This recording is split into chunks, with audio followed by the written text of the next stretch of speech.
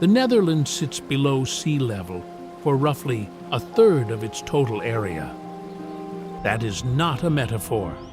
It is a civil engineering problem that has been solved, resolved, and solved again for over 1,000 years. The lowest point, a polder near Rotterdam, sits 6.74 meters below the surface of the North Sea. The water wants in. The Dutch keep it out. This is the country that invented the word polder, a term for reclaimed land held behind dikes, and then exported the concept to every delta on Earth. They drained lakes the size of small countries. They grew tulips in the seabed. They built cities on stilts in mud. And underneath all of that engineering, there is a landscape of genuine wilderness. Tidal mudflats hosting millions of migratory birds, glacial hills covered in heather, ancient beech forests growing on Ice Age sand ridges, freshwater tidal swamps thick with willow. We're traveling era trails across this country, from the farthest northern coast to the far southern hills, from the raw tidal edge of the Wadden Sea to the marlstone cave systems beneath St. Petersburg. We'll cross the old inland sea, turned freshwater lake.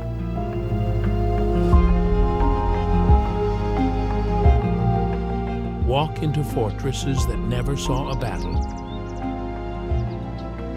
and drift through a village that has no roads. We'll see what 18,000 years of ice and wind deposited across this flat land, and what 4 centuries of organized human labor laid over the top of it. The Netherlands is a small country that has made more of its land than any other nation on Earth.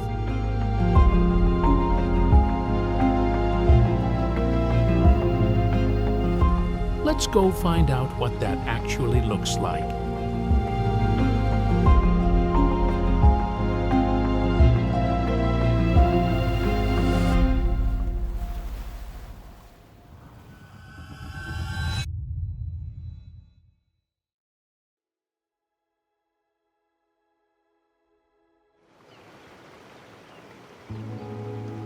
The smell hits before the view does.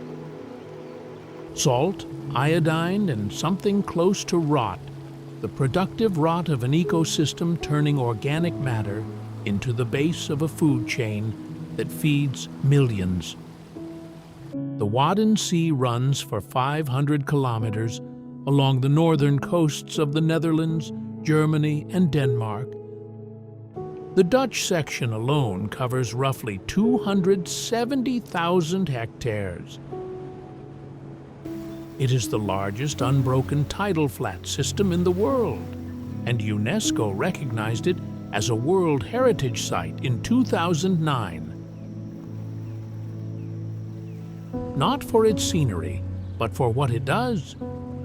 It functions as the primary feeding and staging ground for approximately 10 to 12 million migratory birds annually.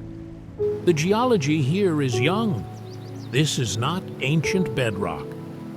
The Wadden Sea sits on a foundation of Holocene sediments, sand, silt, and clay deposited over the last 10,000 years as sea levels rose after the last glaciation.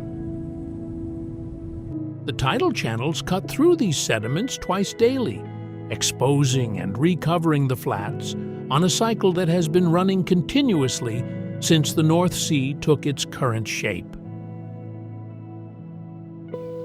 The sediment layer beneath the water is still actively accumulating. The seafloor is rising slightly each year, not fast enough to keep pace with current projections, but rising. The ground under this ecosystem is not stable in any geological sense. It never was. At low tide, the flats extend several kilometers from the mainland shore. The surface is a dark gray-brown mud cut by drainage channels that meander toward the sea. Walking on it, in the Dutch tradition of wadlopen, guided tidal flat hiking, is a physical negotiation. The mud is thixotropic, firm enough to walk on until pressure liquefies it, at which point a boot can sink to the knee. Guides lead groups of walkers from the mainland to the barrier islands on a timed route, calculated against the returning tide. The window for crossing is measured in hours. The Wadden Sea's ecology operates on the energy of this tidal cycle. As the water retreats, it exposes a surface carpeted in invertebrates. Lugworms, cockles, Baltic telins, and mud shrimp by the billions. The common eider, a heavy sea duck, dives the shallower channels. The Eurasian oyster catcher works the exposed mud in flocks that can number in the tens of thousands, probing and hammering the shells of cockles and mussels. The bar-tailed godwit stages here in enormous numbers each autumn after flying non-stop from Alaska, a journey of up to 11,000 kilometers, and spends weeks refueling before continuing to West Africa.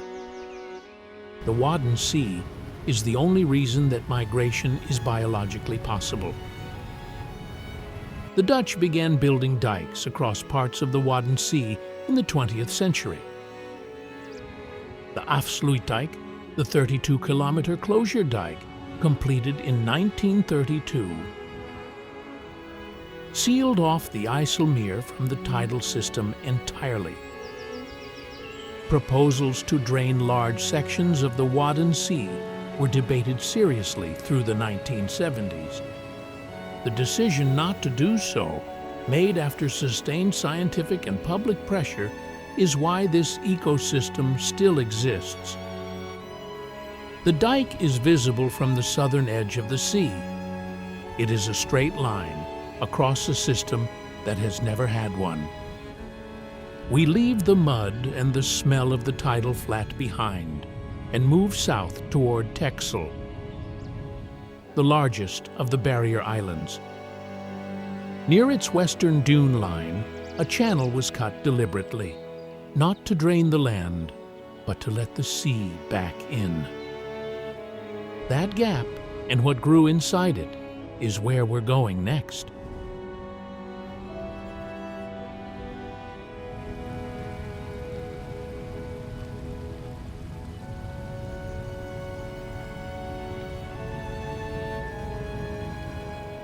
The gap in the dunes at de Slufter is roughly 400 meters wide. Twice a day, the North Sea pushes through it and floods a valley of salt marsh and tidal flat that covers about 600 hectares in the interior of Texel. The Dutch National Forest Service opened this breach deliberately in 1931. After decades of the dunes closing the inlet and starving the interior of tidal action. The ecology that resulted is one of the few places in the Netherlands where the sea has been allowed to behave without constraint. The dunes surrounding de Slufter are aeolian, built by wind. The sand is fine-grained and heavily sorted, carried by the North Sea winds and deposited in ridges that can reach 20 to 25 meters in height at the island's western edge. The dune system is underlain by older, more consolidated dune sand dating back several thousand years, but the surface layer is actively mobile. Where the dunes are intact, marram grass anchors them. At de Slufter, the break in that line allows salt water to push inland and salt spray to suppress vegetation across a wide swath of the surrounding terrain. The exposed sand inside the breach shows cross-bedding, thin, angled layers that record individual tidal and wind events like a log. The interior of the Slufter floods to a depth of roughly 30 to 50 centimeters at high tide and drains almost completely by low tide. What remains after the water retreats is a salt marsh community of remarkable uniformity. Common sea lavender covers large sections of the upper marsh in a purple-gray mat from late summer through autumn. Glasswort, the succulent pioneer of bare mud, colonizes the lowest zones. The color shift between the two zones is sharp: bare gray-black mud, then a tight green fringe of glasswort, then the open salt marsh above. Spoonbill nests in the dune scrub on Texel in a colony that now numbers several hundred pairs, the largest in the Netherlands. They feed in the channels of de Slufter in groups, sweeping their spatulate bills side to side through shallow water to capture small fish, crustaceans, and invertebrates by tactile detection. The bills snap shut in milliseconds. They do not aim, they sweep. The gray seal hauls out on the sandbanks near the inlet. Pups are born on Texel in autumn, white-coated and unable to swim for their first 3 weeks. The colony here is small compared to the main breeding groups further north, but it is growing. The human history of Texel runs long and hard.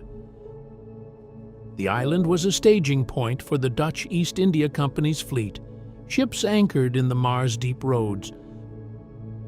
Before and after the dangerous passage around Texel's northern tip, an estimated 800 VOC ships passed through here between 1595 and 1795. The island cemetery at Den Hoorn holds graves of sailors who did not survive the weight. The wreck record in the surrounding waters is significant. The Wadden Sea floor has preserved timbers from dozens of identified wrecks, some dating to the 17th century. The landscape of de Slufter shifts depending on the tide and the season. In spring, the salt marsh holds nesting Eurasian lapwing and common redshank. By September, the glasswort has turned red and the sea lavender has gone to seed. Mist comes off the water some mornings and sits in the valley until noon. It is not atmospheric. It is fog generated by the temperature differential between the tidal water and the cooling air. There is a difference. We cross back to the mainland from Texel by ferry across the Mars Deep Channel. From the boat, the long straight line of the Afsluitdijk is visible on the southern horizon. That dike and the changed landscape it created behind it is the next stretch of road.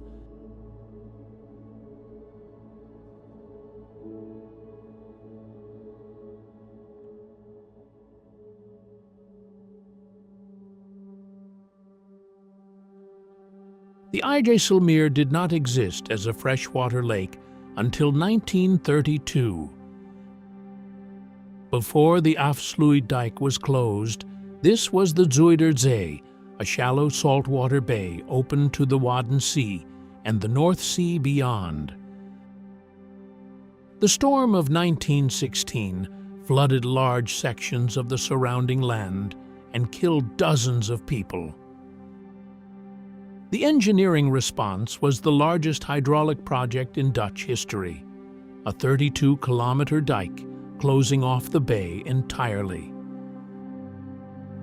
The water behind it slowly freshened as the IJssel River emptied into it for decades. The fish changed, saltwater species declined, and freshwater species increased. The fishing villages along the shores, which had built their entire economies around herring, eel, and anchovy, had to adapt or close. The coastal route runs along the inside shore of this former sea. The road sits on or near the old dike systems, and the visual field is flat in every direction. The IJsselmeer to the west and the reclaimed polderland to the east are at different heights. The polders are often lower than the lake surface. The dikes between them hold both in place. The geological reality of this lake bed is Holocene silt and peat, the same material that underlies much of the northern Netherlands.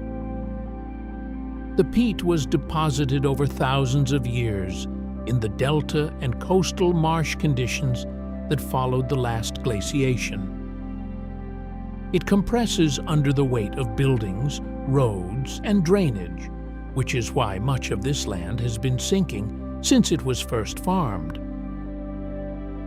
Some areas along the IJsselmeer coast have subsided by 2 to 3 meters since medieval times. Enkhuizen sits at a natural pinch point on the eastern shore, where the old Zuiderzee was narrowest before the Afsluitdijk divided it further. The Zuiderzee Museum here, split between a waterfront indoor facility and an open-air village of reconstructed fishing buildings, documents the pre-dike era in physical detail. The open-air section holds actual relocated buildings from Marken, Urk, and other former island communities. Reassembled on the harbor grounds, timber frames, smoked interiors, rope-making equipment, flat-bottomed fishing boats moored at the quay. This is what the economy looked like before the salt water left. Urk is the most direct example of what happened to these communities. It was an island in the Zuiderzee until the Noordoostpolder drained the water around it in 1942, connecting it by land for the first time. The fishing fleet adapted to the freshwater lake for a generation, then transitioned to North Sea fishing. Urk is now the largest fishing port by volume in the Netherlands, landing mainly flatfish and shrimp from the North Sea. The lighthouse on Urk's promontory dates from 1844. The cliff below it is the only exposed bedrock on this entire section of coast, a narrow outcrop of Pleistocene till that the glaciers left here. Everything else is sediment. The great cormorant, Velacrocorax carbo population in the Netherlands, has grown sharply since the 1970s, following fishing pressure reductions. There are now an estimated 30,000 breeding pairs, which creates ongoing conflict with commercial freshwater fisheries. The drive ends at the narrowing of the Old Sea, near Hoorn and Enkhuizen. The water is quiet and opaque. The dike road is straight. Somewhere under the lake, the old fishing grounds of the Zuiderzee are still mapped on charts that no longer correspond to any navigable route. From here, we turn inland. A few kilometers east of the lakeshore, an island sits in the middle of a field. Not a metaphor, a literal island surrounded now by farmland. It hasn't seen water in decades, but the shape of what it was is still entirely visible.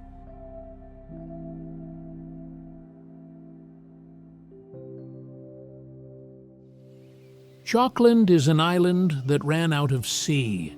It sits in the middle of the Noordoostpolder, a flat agricultural plain drained between 1937 and 1942. And it is the only place in this reclaimed landscape where the ground rises above the surrounding fields, barely by a few meters, on a sliver of land roughly 9 kilometers long and 500 meters wide at its widest point. Before the drainage, it was one of the last inhabited islands in the Zuiderzee. The Dutch government evacuated its remaining 600 residents in 1859 because the island had become too dangerous to live on. The sea was winning. The geological record at Schokland is unusually compressed. The island itself is a remnant of a Pleistocene glacial ridge, a rug of older, firmer material that the last ice sheet left in the Holocene mud. Beneath and around it, excavations in the surrounding polder have recovered organic layers that include Mesolithic flint tools, Bronze Age pottery, Iron Age farmsteads, and medieval harbor structures, all stratified in the sediment, each layer separated by peat and clay, representing decades or centuries of flooding and reoccupation. The polder drained in the 1940s is archaeologically one of the most productive surfaces in northwestern Europe. More than 400 archaeological sites have been recorded within its boundaries. The oldest evidence of human habitation at Schokland dates to approximately 2000 BCE, when Terp dwellers built elevated living mounds on the coastal marsh. A terp is a deliberate earthwork platform raised above flood level on which houses and stables were constructed. The terps at Schokland are still visible as slight rises on the island's surface. The occupants were not passive. They dug drainage channels, grazed the marsh, and raised the terp surface incrementally as sea levels changed. This pattern of active intervention in the tidal landscape is, in miniature, what the entire country has been doing ever since. The island was repopulated repeatedly after each flood drove communities off. In the 17th and 18th centuries, it sustained small fishing and farming communities. The church at Emmeloord and the chapel at Middelburg, both now restored, are the architectural remnants of those occupations. The chapel walls show a water level mark from the flood of 1825, the worst on record for the region, at roughly 1.5 meters above the floor. People lived above that line and worked below it. Schokland was designated a UNESCO World Heritage Site in 1995, the first Dutch site to receive the designation, specifically for what it demonstrates about the multi-thousand-year relationship between the Dutch population and reclaimed land. The museum in the former Protestant church documents this layered history with maps, archaeological finds from the surrounding polder, and the structural evidence of the terp dwellings themselves. The information it contains is more striking for being walked on than read. The ground you are standing on was underwater within the living memory of people whose grandchildren are still alive. The Noordoostpolder that surrounds it is an agricultural landscape of extreme regularity. Straight drainage ditches at exact intervals, farmsteads spaced on a planned grid, roads at right angles. It was designed before the water was removed. The planners drew the future landscape onto maps of the lake bottom before a single hectare was exposed. What they drew is largely what is there. We leave Schokland's raised outline, odd in its elevation above an otherwise level plain, and drive east. The road follows a canal which follows the line of a former sea floor. The destination is a medieval town that was planned with the same geometric precision as the polder that surrounds us, but 700 years earlier.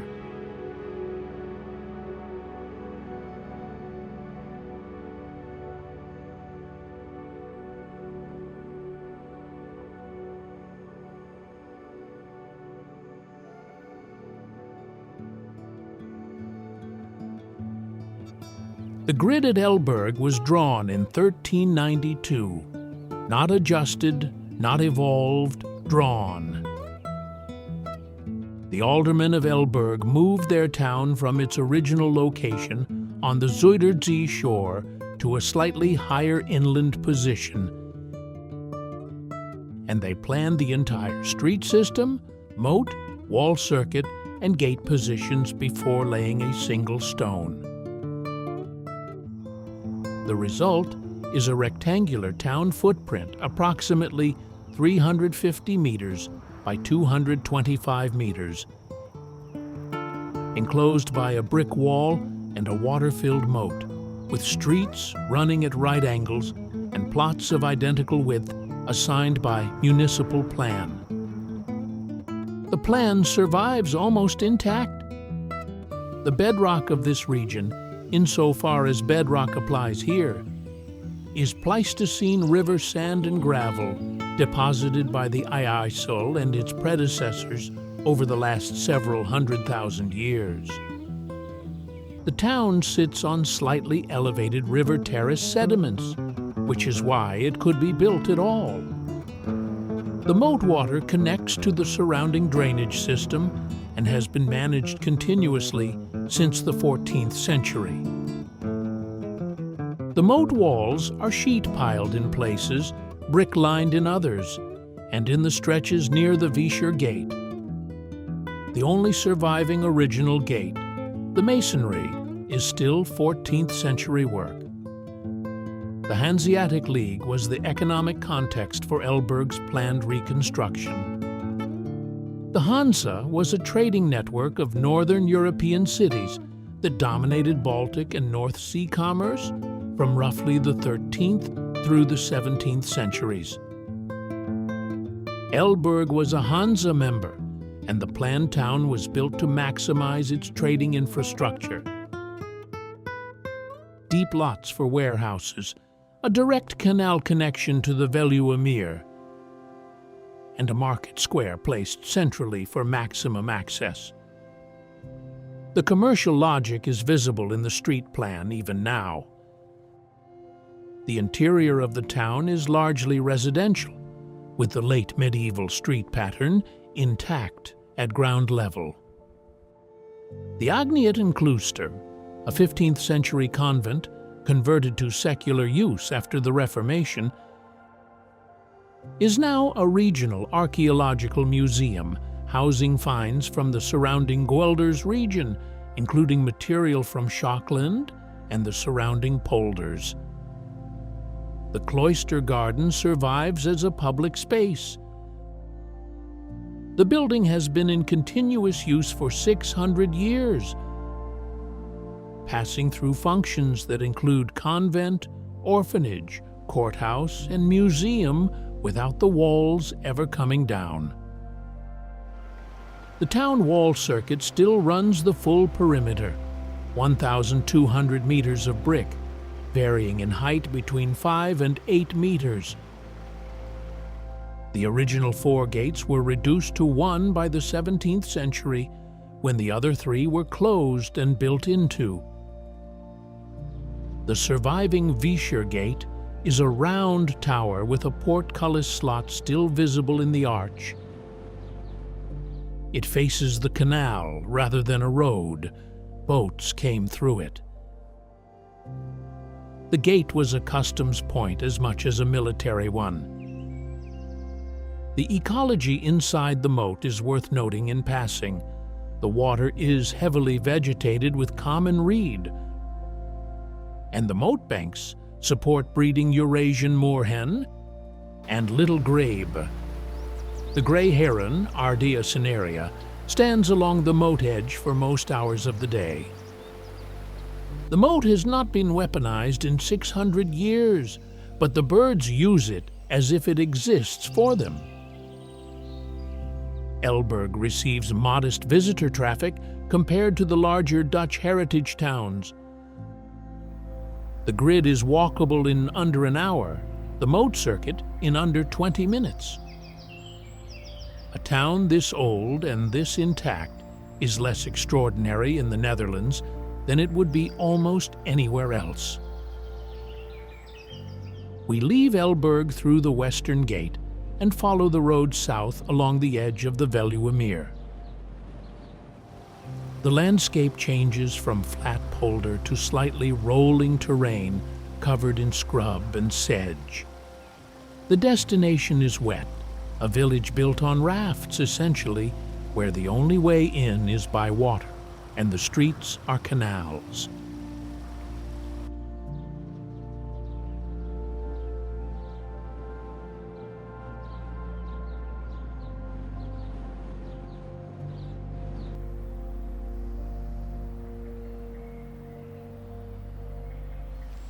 Giethoorn sits on peat.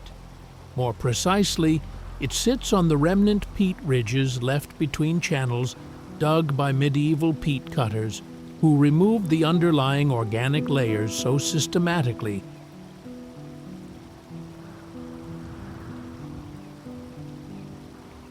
that the land between the cuts became narrow causeways and the cuts themselves became canals. The village has approximately 180 bridges and 6 kilometers of navigable waterway within its main extent. There are no roads in the historic core. Access is on foot, by bicycle on the dike paths, or by a flat-bottomed boat called a punter. The peat beneath Giethoorn and the surrounding Veluwezoom wetlands was deposited over several thousand years. In the shallow, low-energy bog conditions that formed as the last glaciation retreated. The peat layer, primarily sphagnum and sedge peat, reached depths of 4 to 5 meters in places before cutting began in the medieval period. The earliest documented peat cutting in this region dates to the 13th century. By the 17th century, the landscape had been so extensively excavated that large areas had flooded permanently. What remained above water were the ridges between the cuts. Giethoorn's oldest farmhouses were built on these ridges with their gardens extending to the water's edge. The name comes from the 13th century, goat horns. The horns of goats killed in a massive flood were reportedly found in the peat when the first settlers arrived. Whether the story is strictly accurate or not, it records the physical reality. This was a flood-reworked landscape when humans first occupied it. The farmhouses of Giethoorn are thatched with reed thatching using common reed, harvested from the surrounding wetlands. The reed is cut in winter when the stems are dry, bundled, and layered on roof frames at a steep pitch to shed rain. A well-laid thatch roof on a building of this type lasts 25 to 40 years. The oldest continuously thatched buildings in Giethoorn have been rethatched several times over on the same wall plate timbers. The reed cutters who supply the material still work the Veluwezoom wetland to the northwest, which is now a national park managed partly for reed production and partly for ecological conservation. Eurasian otter returned to the Veluwezoom system in the 2000s after a decades-long absence driven by water pollution and habitat loss. Otter numbers in the broader Netherlands now exceed 500 individuals, still thin for the available habitat, but recovering. The common kingfisher is a reliable presence on the canal banks. Its call, a sharp, single note, carries well across water. You hear it before you see it, and then it is already past. The village's isolation contributed to a distinct local identity. The dialect spoken in Giethoorn, a variant of Low Saxon, was preserved longer here than in more accessible communities. The physical difficulty of reaching the village by land, until roads were built in the 20th century, meant the community maintained its own economic cycles around peat cutting, reed harvesting, and freshwater fishing. The tourist economy arrived after the village was featured in a Dutch film in 1958 and has grown steadily since. On summer weekends, the number of punter boats on the main canal can make it difficult to navigate, a different kind of traffic problem. The surrounding Weerribbenveeden National Park covers 10,000 hectares of open water, reed marsh, and fen vegetation. It holds the largest fen area in northwestern Europe that is still actively managed by traditional cutting. We leave Giethoorn's flat, water-threaded landscape and head southeast. Within 20 minutes, the terrain begins to change in a way that is immediately noticeable in the Netherlands. The land rises, not by much, by the standards of any mountainous country, not at all. But the low hills ahead are visible from a distance because everything around them is so flat. They were left here by a glacier. We're going to the glacial moraine.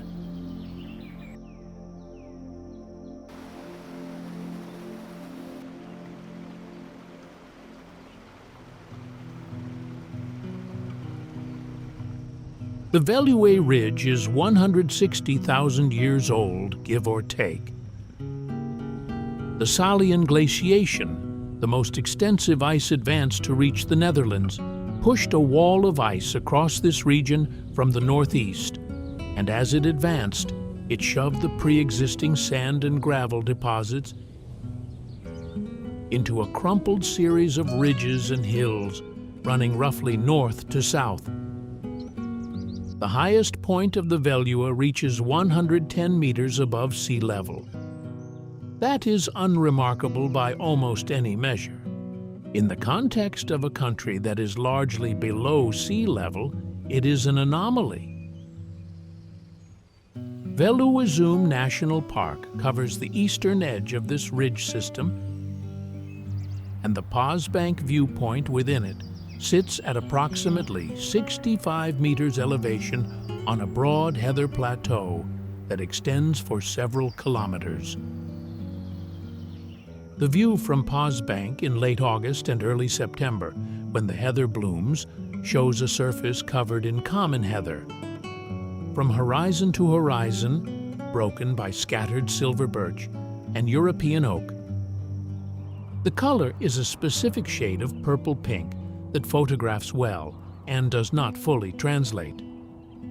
The soil here is podzol, a strongly leached, acidic, nutrient-poor layer over white sand that formed as rainwater percolated through the landscape for thousands of years, stripping iron and minerals downward. Podzol is heathland soil. It supports heather, bilberry, and wavy hairgrass. It does not support agricultural crops without heavy amendment.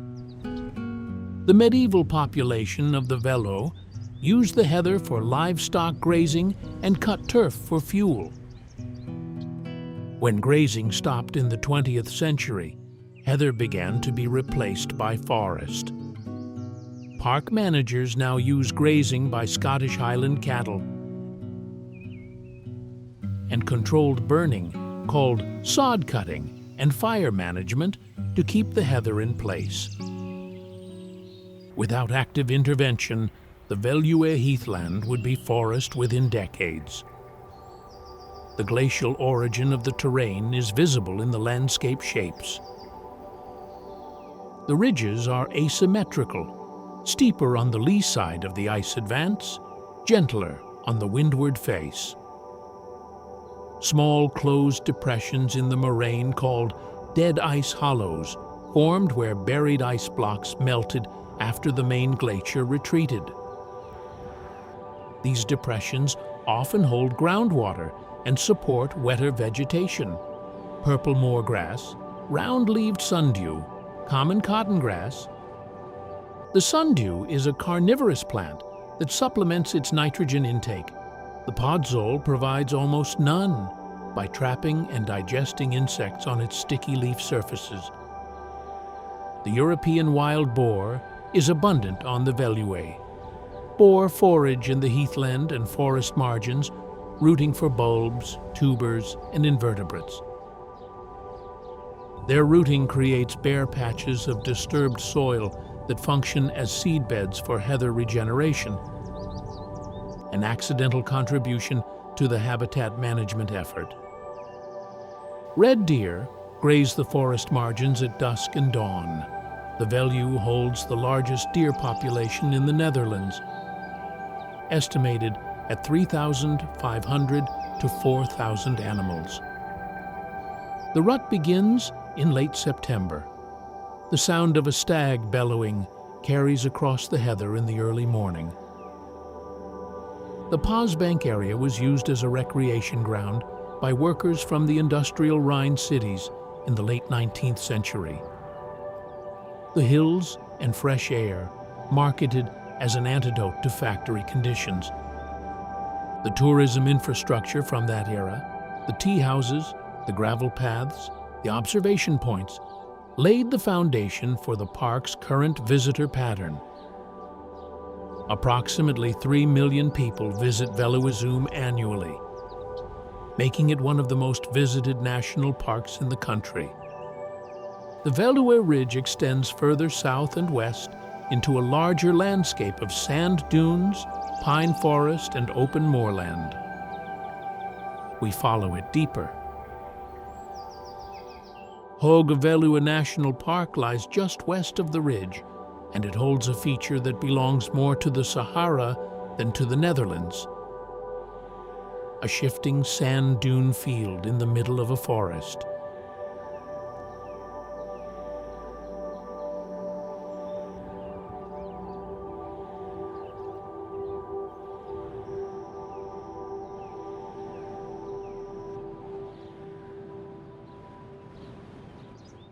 The Hoge Veluwe covers 5,500 hectares at the center of the Veluwe moraine system. It is enclosed by a fence and accessible through staffed gates. The park operates as a private foundation, established by the art collector Anton Kroller and his wife, Helene Müller-Kroller, in the early 20th century. Entry includes access to the Kroller-Müller Museum, which sits in the forest at the park's center and holds the second largest Van Gogh collection in the world. 91 paintings and 185 works on paper. The building itself, designed by Henry van de Velde in 1938 and extended repeatedly, sits so low in the landscape that approaching visitors see the forest first and the museum only at the last moment. The sculpture garden attached to it covers 25 hectares.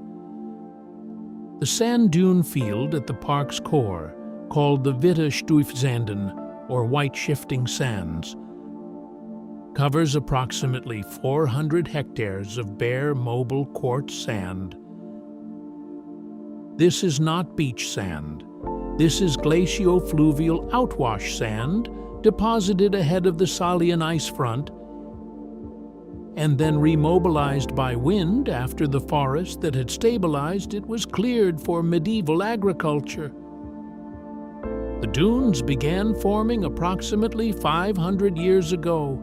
They continue to move. The prevailing southwest wind pushes the sand mass northeast at an average rate of roughly 5 to 10 meters per year. Pine trees at the leading edge of the drift are buried to their canopy within decades. The sand is so fine and dry that on windy days it streams visibly across the surface in low ribbons.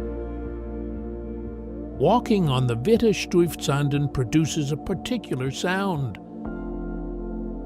The sand squeak caused by grains with a specific degree of roundness and dryness sliding across each other under compression. The surface is warm to the touch in summer, and sand has low thermal mass and heats quickly. The white-gray color reflects the high quartz content and the almost total absence of organic matter, or iron oxide staining. The European adder uses the sand dunes for thermoregulation, basking on warm, sandy slopes on cool mornings. This is the only venomous snake in the Netherlands and one of the few in northwestern Europe. It is not aggressive. Most bites occur when people accidentally step on or pick up a basking animal. The open sandy habitat is also used by the common lizard, the sand lizard, and the smooth snake.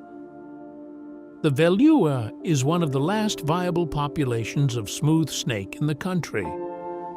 The park holds 3 large herbivore species managed as free-ranging herds: red deer, mouflon, and wild boar. The fencing that encloses the park prevents these animals from dispersing into the surrounding agricultural land. Population sizes are managed by annual culls. The mouflon, introduced from the Mediterranean in the early 20th century as a hunting species, now numbers several hundred and grazes the heather and forest understory alongside the deer. We exit the Hoge Veluwe through the eastern gate and drive southeast, descending from the main moraine ridge onto the ancient sand terrace that edges it. The terrain here is older and more stable than the shifting sands behind us, a series of long, forested ridges running parallel to the Rhine Valley. This is the Utrechtse Heuvelrug, and the forest growing on it has been continuous, in various forms, for thousands of years.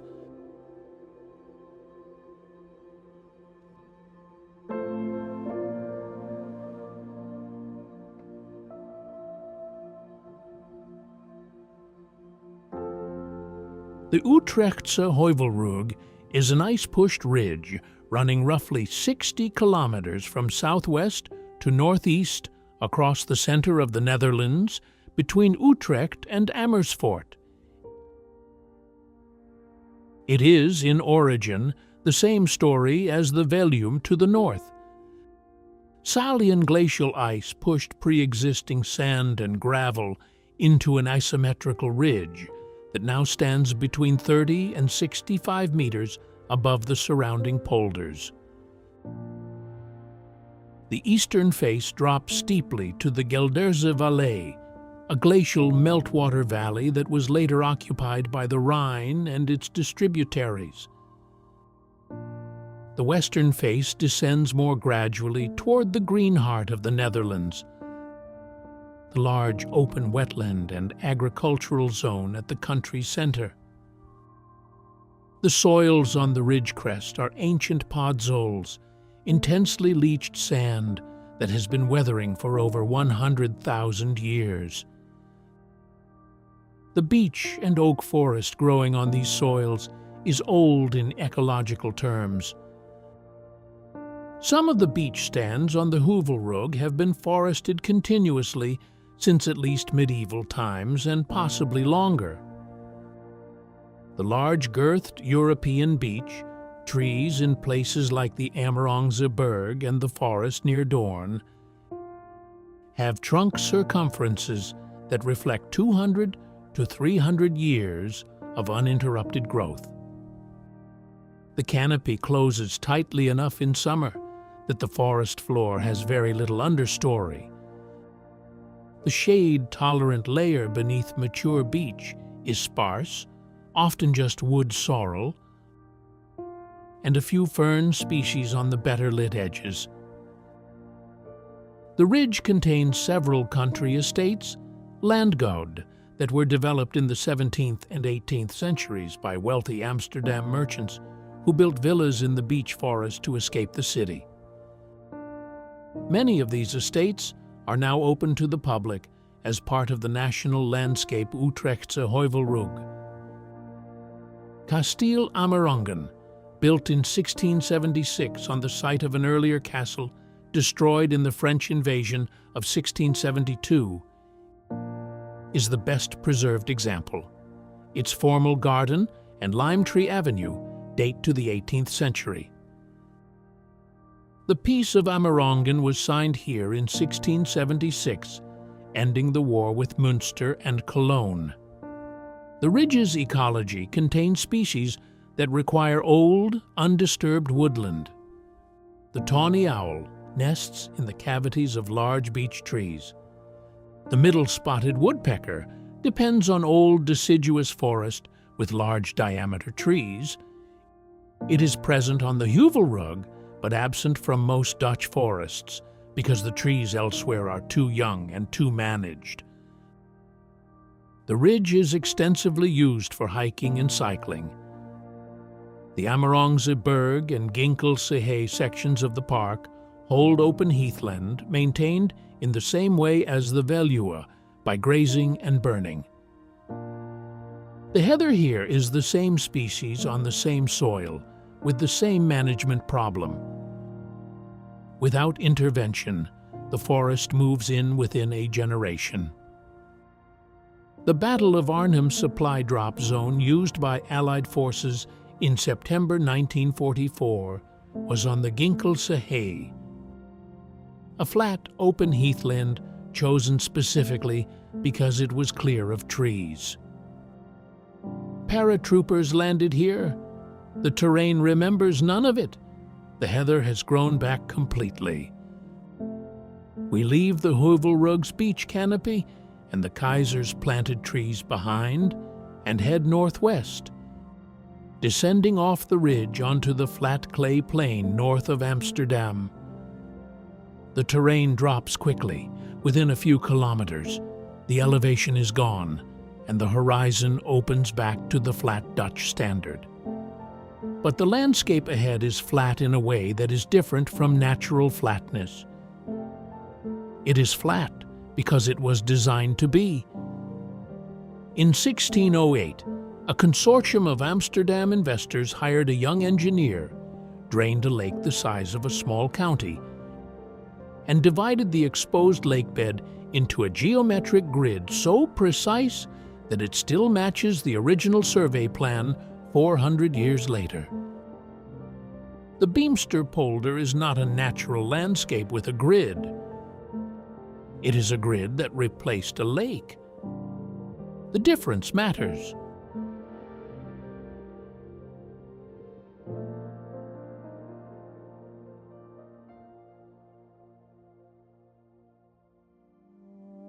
The Beemster was a lake before it was a field. A large, shallow lake, approximately 7,200 hectares of open water, sitting in the flat clay plain north of Amsterdam, that flooded farmland, swallowed villages during storms, and generally behaved like all the lakes in this part of the Netherlands as a problem waiting to be solved. It was drained between 1608 and 1612 by a consortium of Amsterdam investors who hired the engineer Jan Adriaan Zoon Leegwater to design and oversee the project. Leegwater was 26 years old when work began. The method was standard for the period. Dig a ring canal around the entire lakebed, build a ring dike inside it, and use wind-powered drainage mills to lift the water over the dike and into the ring canal. The Beemster project required 26 mills working continuously. Within 4 years, the lakebed was exposed as fertile clay, former marine sediment that had been deposited in the Holocene and was now available for agriculture. The first harvest on the Beemster lakebed was taken in 1612. What makes the Beemster notable beyond the engineering is the land division. The investors hired surveyors who applied a geometric grid to the newly exposed surface with unusual precision. The plots are rectangular, all oriented in the same direction, all served by a rectilinear network of drainage ditches and roads at measurable intervals. The grid is based on a unit called the Rheinlandse-Röde, approximately 3.77 meters, applied consistently across the entire polder. The farmsteads were placed at regular spacing along the roads. The result is a landscape that was designed before it existed, and that still conforms almost exactly to the 1612 plan.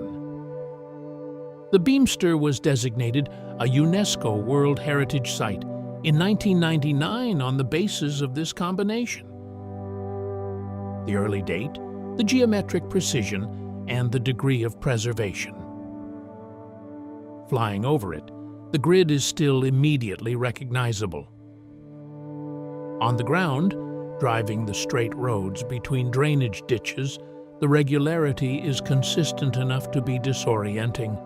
Every intersection looks like the last. The soil is heavy marine clay with high organic content, among the most productive agricultural land in the Netherlands. The Beemster has been producing dairy cattle, vegetables, and grain continuously since 1612. The grassland fields support black-tailed godwit, nesting in spring, one of the most significant breeding populations in Europe for this species, which has declined by over 60% across its range since 1960 due to grassland intensification.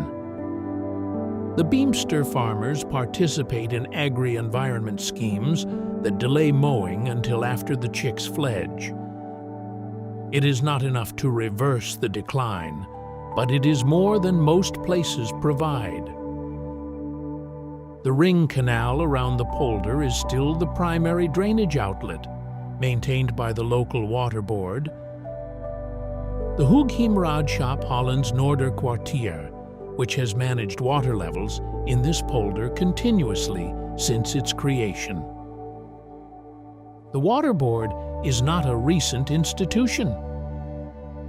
The oldest water boards in the Netherlands date to the 13th century, making them among the oldest democratic governance structures in the world.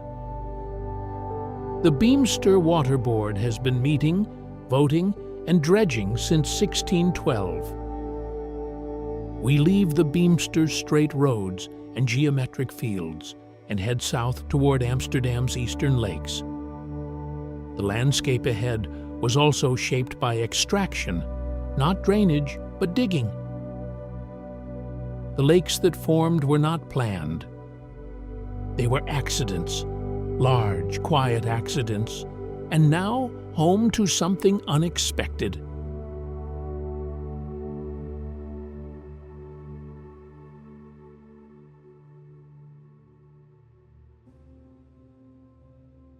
The Loosdrechtse Plassen is a chain of shallow lakes covering roughly 2,700 hectares between Utrecht and Amsterdam. It does not look like an extraction landscape from the water, but that is what it is. The lakes formed when peat cutting operations in the 17th and 18th centuries went wrong, or rather, went exactly as economics dictated. Peat cutters dug too deep, removed the basal clay layer that had been holding water back, and the groundwater entered from below. Individual peat pits merged. The landscape subsided. By the 19th century, several previously distinct water bodies had amalgamated into the current lake system. The peat that was cut here fueled Amsterdam. The city, in its 17th century peak, was burning enormous quantities of peat for domestic heating and industrial use. Brick kilns, breweries, sugar refineries all ran on it. The supply chain ran from these lakes north and west into the city via the canal system. The extraction was so thorough that in some areas the original land surface is now lake bottom, sitting 2 to 3 meters below what the terrain looked like before cutting began. The lake water is naturally soft and moderately nutrient-rich. The common reed forms dense fringes around most of the islands and margins. The lakes hold a significant population of common pochard, tufted duck, and common goldeneye. Great crested grebe nests in the reed fringes and are conspicuous through the summer, with their elaborate courtship displays, mutual headshaking, and the presentation of waterweed in a face-to-face ceremony that has been watched and documented since Julian Huxley's 1914 study, which essentially founded the field of behavioral ecology. The islands in the Plassen are also peat extraction remnants, the ridges of material left between cut rows that were not removed. They are low, often just a meter or two above water level, and their banks are actively eroding. Some have been reinforced with fascine work, bundles of willow and reed woven into bank protection, which is the same technique used on Dutch water margins since the medieval period. The sailing culture on the Loosdrechtse Plassen is well established. The lakes are shallow enough, with a maximum depth of around 2.5 meters. That capsizing is rarely dangerous, which made them a training ground for competitive sailors for generations. Several Dutch Olympic sailing team members trained here. The shallow water also means that in hot summers, blue-green algae blooms can close the lake for swimming. The eutrophication pressure from surrounding agriculture has been a management problem for decades. The landscape adjacent to the lakes holds country estates and manor houses from the Amsterdam merchant wealth of the 17th century. The same class that built along the Utrechtse Heuvelrug also placed houses along these water margins, using the canal network for transport. The Garden Tuin Mayendel and several privately owned estates along the lakeshore are remnants of that period. The water access and the flat, reflective lake surface were practical advantages for an urban class that needed to move goods as much as it wanted to retreat. The road south from the Plassen follows a raised dike between two water levels. To the west, the open water of the lake. To the east, the drained polder sits below it. The drainage mills that once managed this differential are mostly gone now. We are heading to a place where 19 of them are not only standing, but working, and where the mathematics of water management is visible in the landscape as clearly as anywhere in the country.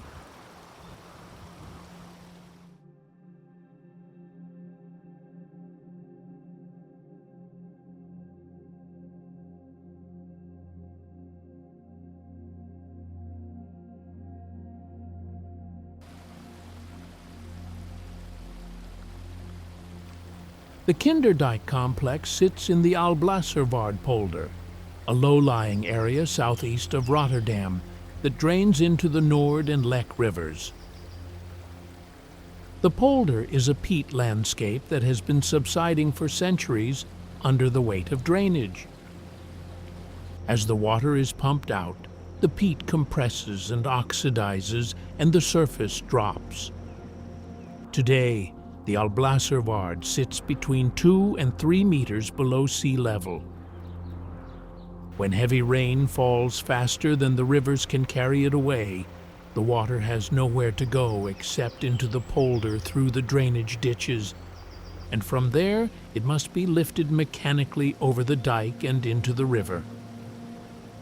The 19 windmills at Kinderdijk were built between 1722 and 1761 to do exactly this work.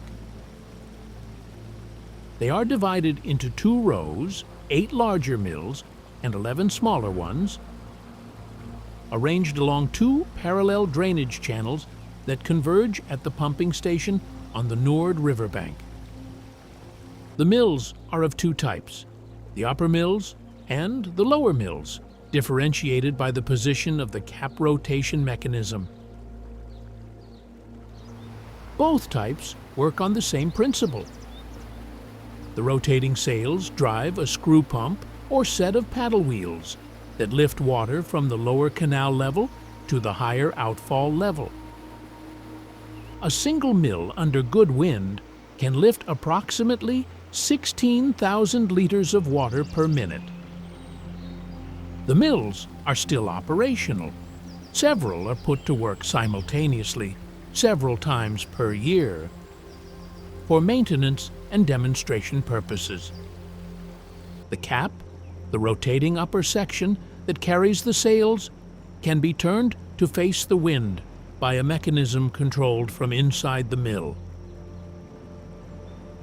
The sail frames are wooden lattices, traditionally covered with canvas or reed matting. Each sail arm spans approximately 20 meters.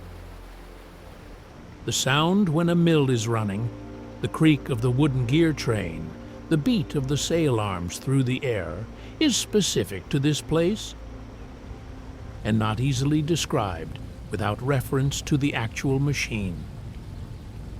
The name Kinderdijk, Children's Dyke, derives from a local legend.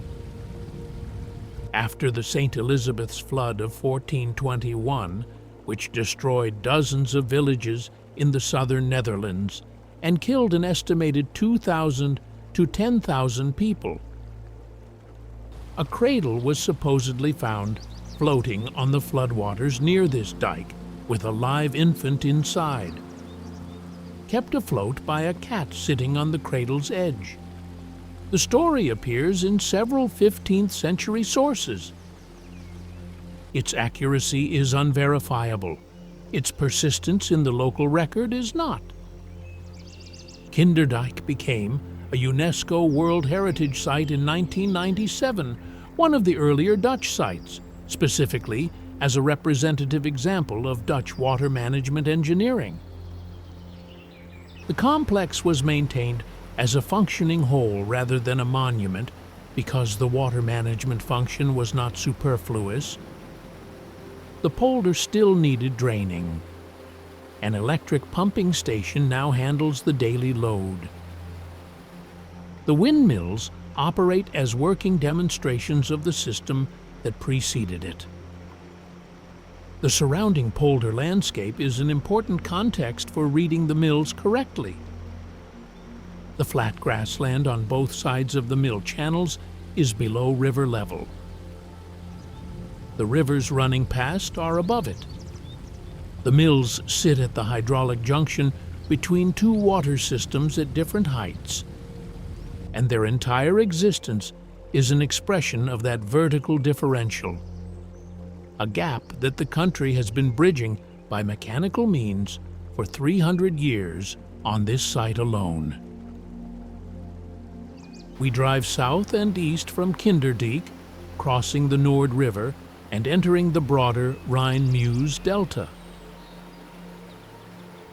The land here is different, not reclaimed polder, but a landscape that is still in part wetland. The rivers here split and rejoin across a floodplain that was once the largest freshwater tidal system in Western Europe.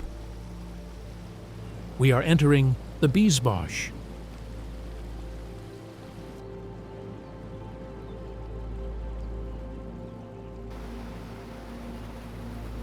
The Biesbosch exists because of a flood. The St. Elizabeth's flood of November 18th to 19th, 1421, the same storm referenced at Kinderdijk, breached dikes across the southern Netherlands and permanently inundated approximately 100,000 hectares of polderland in the Holland and Brabant region.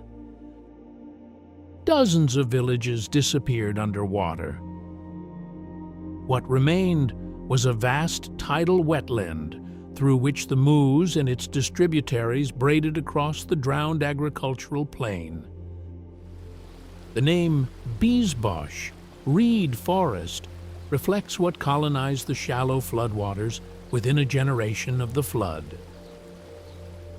The Biesbosch today covers roughly 9,000 hectares of tidal freshwater wetland, willow forest, and reed marsh in the Rhine-Meuse Delta. The tidal range here is approximately 50 centimeters. Freshwater tides driven by sea level variation and wind setup in the Haringvliet estuary to the west.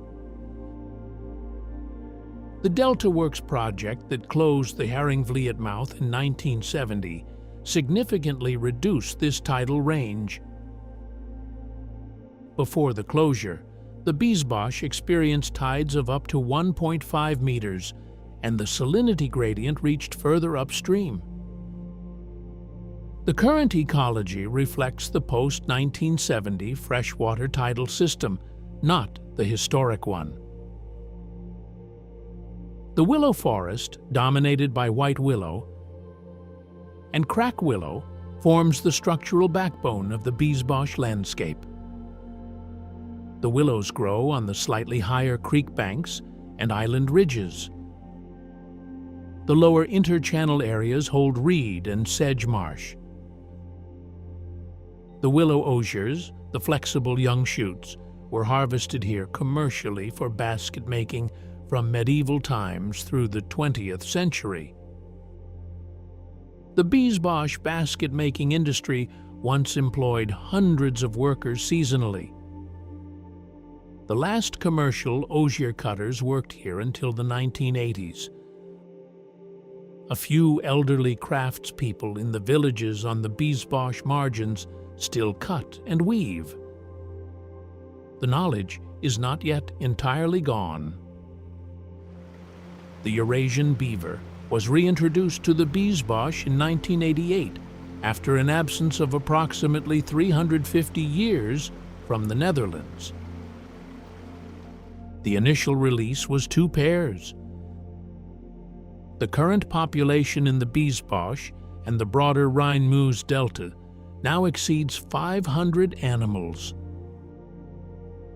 Beaver activity is visible throughout the park.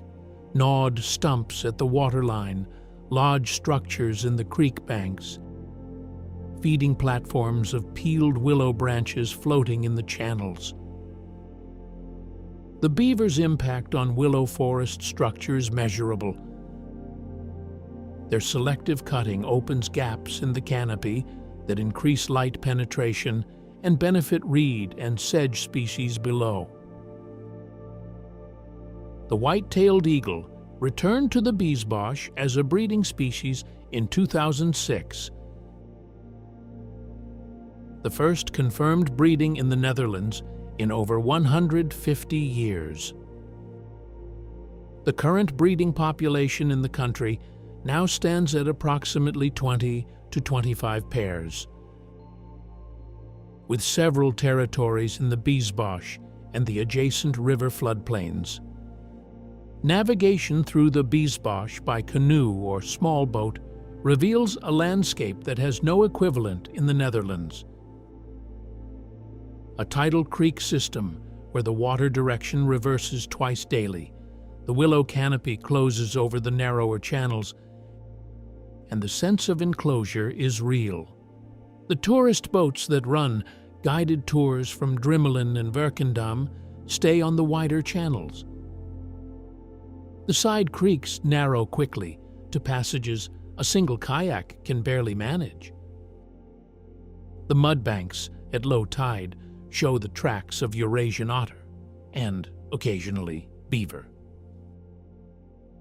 We leave the Biesbosch heading southwest. The landscape opens back to flat estuary, and drained polder as we approach the Zeeland coast. The next stop is a medieval port town that protected itself from the sea for 800 years, not with engineering, but with walls.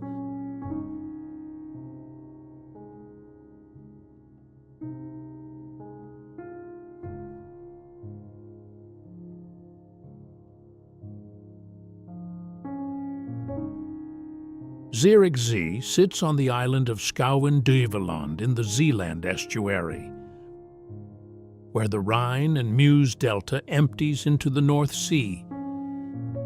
The town was founded in the early medieval period on a natural levee, a slightly elevated ridge of river-deposited sand and clay above the surrounding tidal marsh.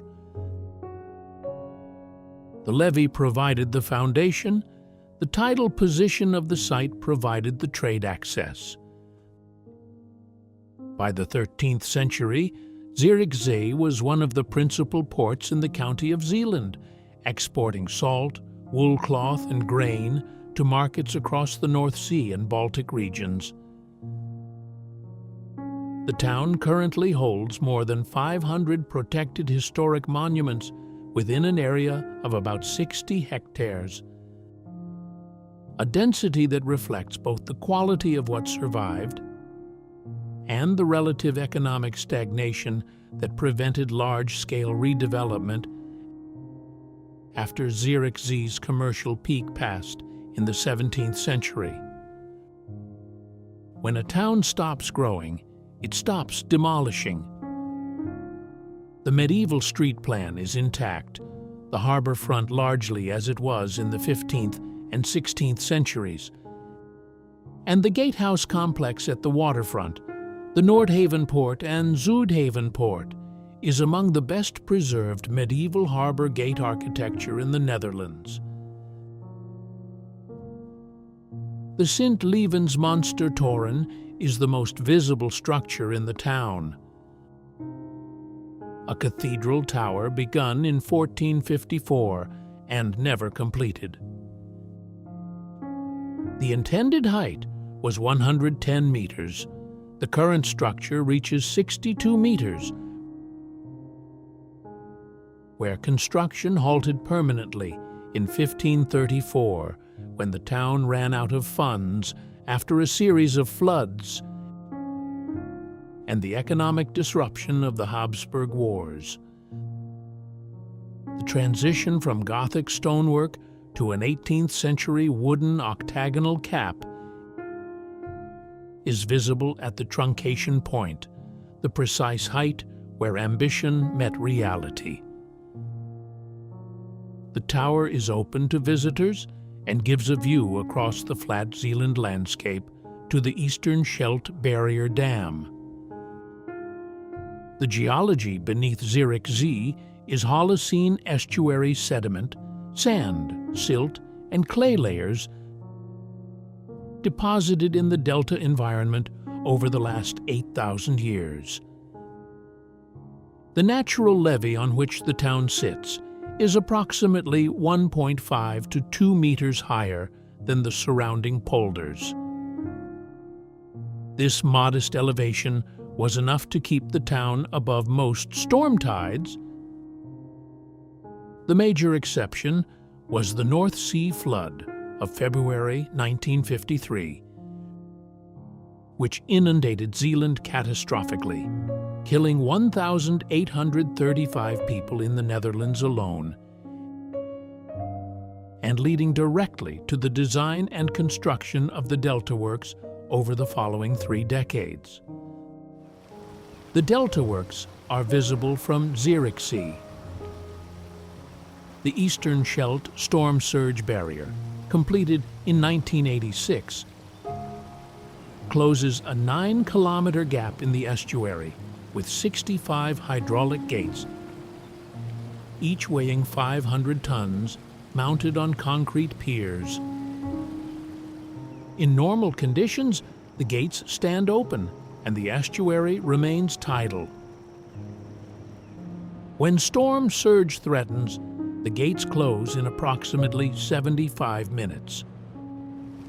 The barrier is the largest storm surge protection structure in the world. It has been deployed approximately 25 times since its completion.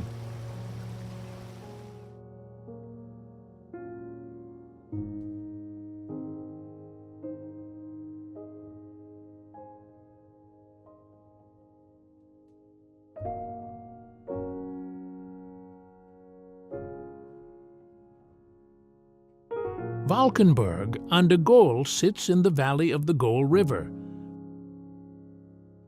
where it has cut through the loess and chalk plateau to expose the Maastrichtian marlstone in vertical faces.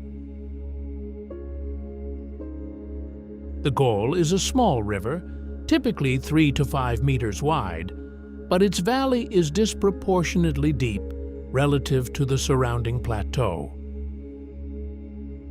The river has been cutting for several million years, and the valley walls now rise 30 to 40 meters above the stream channel in the tightest sections. The ruins of Valkenburg Castle sit on a marlstone spur above the town, at an elevation of approximately 70 meters above the valley floor. Valkenburg Castle was built in the 11th century as a defensive stronghold controlling the Goul Valley and the routes through it.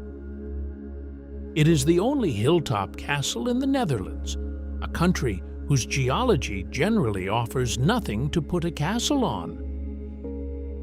The rock beneath the castle is Maastrichtian chalk and marlstone, easily cut but structurally coherent enough to support heavy masonry. The builders used the rock itself as building material and foundation simultaneously. The castle was deliberately demolished by the Habsburg military authorities in 1672 to prevent it being used against them. The same year, the French army occupied the region. Beneath the castle and extending through the hillside below, the town are the Velvet Caves, a network of tunnels and chambers cut by hand. From the Maastrichtian marlstone over several centuries, the tunnels are not natural, they were quarried. The chalk and marl surfaces retain carvings made by the people who sheltered here during the Second World War. Portraits, scenes, calendars, they are still visible. During the Second World War, a significant portion of the population of Valkenburg used the cave network as shelter during Allied bombardment and German occupation. The caves also hid artworks evacuated from Maastricht museums. The chapel carved into the rock face near the cave entrance served as a meeting and prayer space for those sheltering underground. The carving style, amateur but purposeful, is that of people occupying time with the only tool available, a nail, a piece of sharp stone. From Valkenburg, the chalk and marlstone continue beneath the Maastricht Plateau to the west. At St. Petersburg, a broad, flat-topped hill above the Maas River, the same rock system has been quarried on a scale that makes Valkenburg look modest.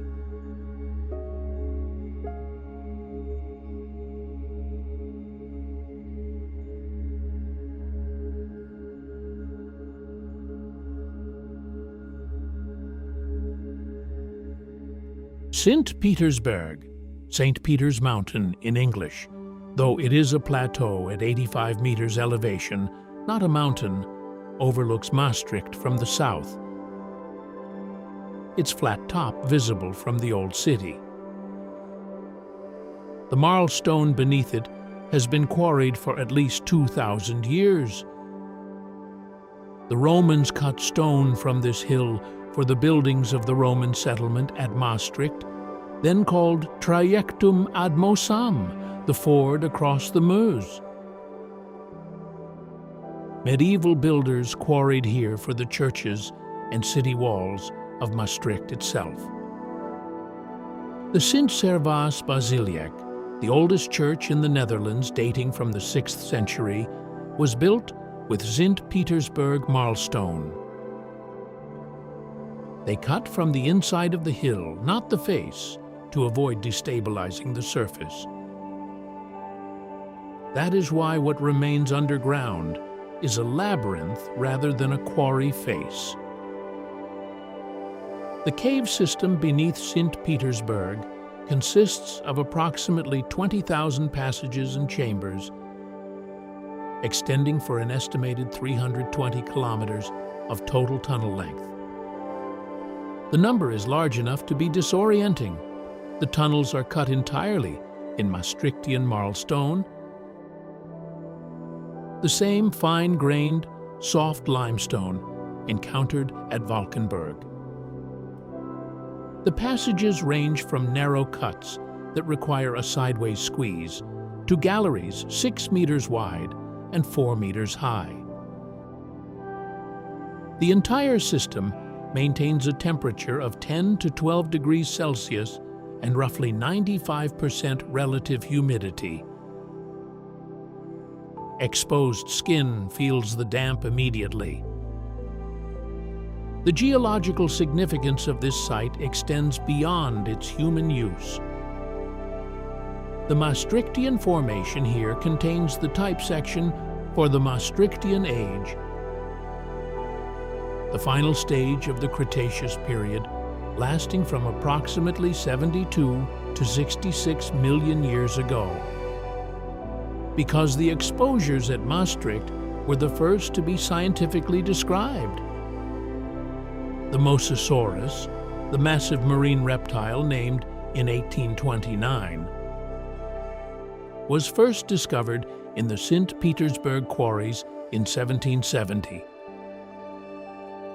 The original skull, found by a quarry worker, was confiscated by French revolutionary forces in 1795 along with other valuables.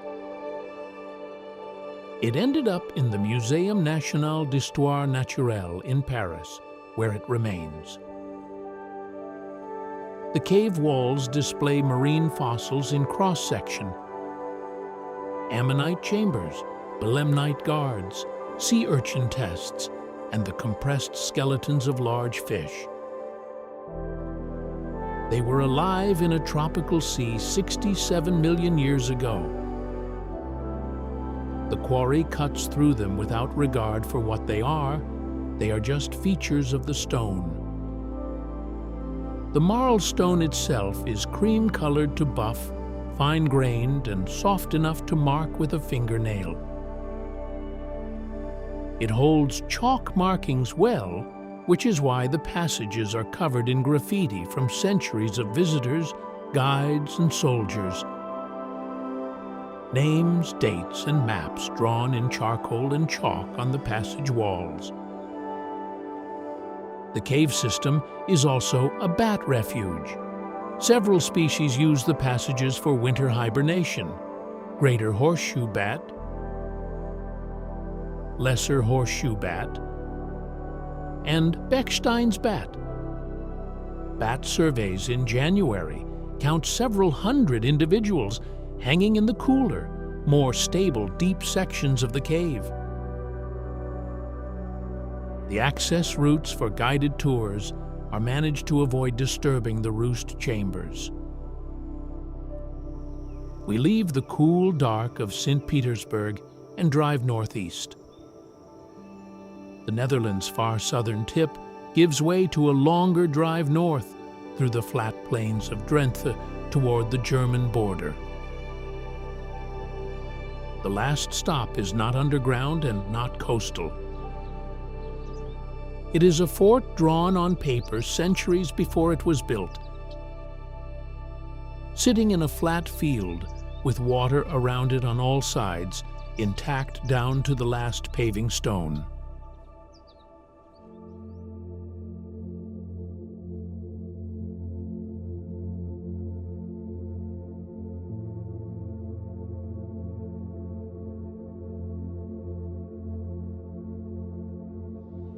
Fort Bourtange was built in 1593 on the order of William of Orange during the 80 Years' War. The Dutch revolt against Spanish Habsburg rule. The location was strategic in the most minimal sense. It sat on the only dry ridge through a vast bog called the Bourtange Moor, a raised peat bog extending across the German-Dutch border that was effectively impassable in every direction except the narrow sand ridge on which the fort was placed. Whoever controlled Bourtange controlled the land corridor between the Netherlands and Germany through this region. The Spanish recognized this and tried repeatedly to take it. They never did. The current fort structure reflects a major reconstruction completed in 1742, which is the version now preserved and open to visitors. The star shape, 5 points, each a triangular bastion angled to eliminate dead ground in front of the walls, is the Trace Italien system developed in 16th century Italy and applied systematically to European fortifications for the next 200 years. The geometry is functional, not decorative. Each bastion point allows the defenders on 2 adjacent walls to fire along the face of the third wall. There is no position in front of the wall that cannot be covered by at least 2 firing angles. The wet moat that surrounds the entire structure is approximately 15 meters wide and was filled with water diverted from the surrounding peat bog drainage system. The fort occupies an area of roughly 8 hectares. Inside the star, the footprint is considerably smaller, and the raised earthwork ramparts consume much of the enclosed area. The interior holds reconstructed buildings from the 18th century military period. A church, a guardhouse, wells, a tavern, warehouses, and the governor's house. The brick buildings are reconstruction rather than survival. The fort was converted to civilian use after its military decommissioning in 1851. The fortifications were allowed to deteriorate, and most structures were demolished or fell. A restoration project begun in the 1960s rebuilt the ramparts and inner buildings on the basis of historical surveys and the 1742 plan. The earthwork shape, the star itself, was never entirely lost. The mound was too large to remove completely, and the moat water retained much of its extent. The Bourtange Moor that surrounded the fort and made it strategically relevant no longer exists in its original form. The bog began to be drained for peat cutting in the 18th century, and the process continued into the 20th. By 1960, the moor was almost entirely gone, replaced by agricultural fields and new villages built on the exposed peat.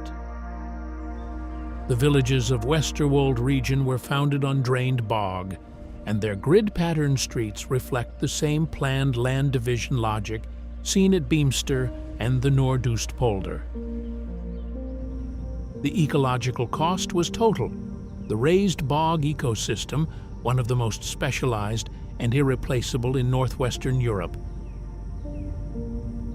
was destroyed almost entirely. Small reserves of restored bog habitat now exist on the German side of the border at Bargerveen and Meppen. On the Dutch side, the Bargerveen National Park contains the largest remaining raised bog fragment in the Netherlands. Approximately 2,200 hectares of actively re-wetted peat, with sphagnum moss re-establishing on the wetter sections.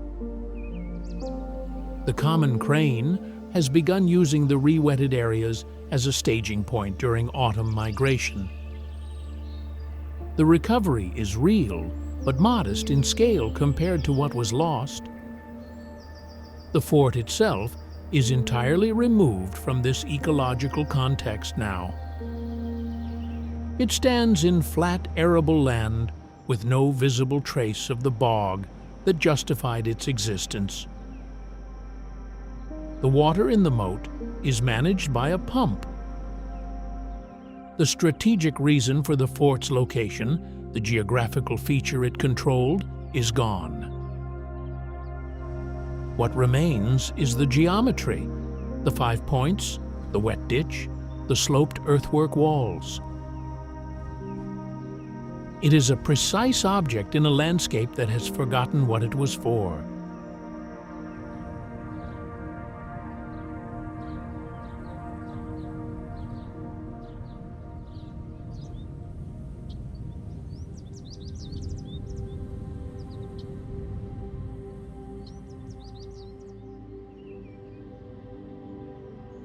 What stays with you about the Netherlands, traveling it at this pace, is not the windmills or the tulip fields, though both are real. What stays with you is the arithmetic. The Beemster was planned as a grid before the water was removed. Bourtange was designed on paper before a single shovel hit the ground. Elburg's street plan was drawn in 1392 and has not changed. The Kinderdijk mills were placed to a precise hydraulic calculation. The Afsluitdijk was projected, funded and built over a decade of political and engineering argument. And then it was done, and the sea behind it slowly turned fresh. The Wadden Sea, the mudflats, the migrating godwits, the seals, the tidal creeks running out for kilometers at low water, was not built. It was preserved by the decision not to drain it, made in the 1970s under real political pressure. The Biesbosch is a flood's legacy. The storm of 1421 killed thousands and also created the largest freshwater tidal willow forest in Western Europe. Underneath St. Petersburg, the walls of those 20,000 passages hold the compressed remains of a tropical sea. Mosasaurus skulls, sea urchin tests, ammonite chambers, all in the same stone that built Maastricht's oldest basilica, stored the Rijksmuseum's Rembrandts, and sheltered soldiers in 2 world wars. The cave is deep time made accessible by cutting. The Netherlands is not a place where geology and history are separate subjects. The peat was cut, and it became the Loosdrechtse Plassen. The ice pushed the sand into ridges, and the heather grew, and the merchants built estates on it. And the army landed paratroopers on it. The flood of 1421 made the Biesbosch. The flood of 1953 made the Delta Works. The bog protected Bourtange. The drained bog left it standing in a field with no context but itself. Everything here has a before. Some of those befores are still visible. That is what made this worth the road. If you made it this far, you are exactly who Eretrails is built for. The traveler who wants to understand a place, not just photograph it. If this is your kind of journey, subscribe and join the archive. Every episode goes somewhere specific and tries to find out what it actually is.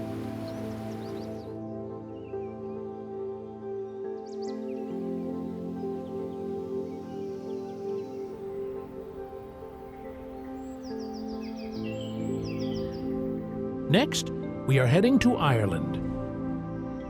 And if you think you know what that landscape is, you probably know the green parts.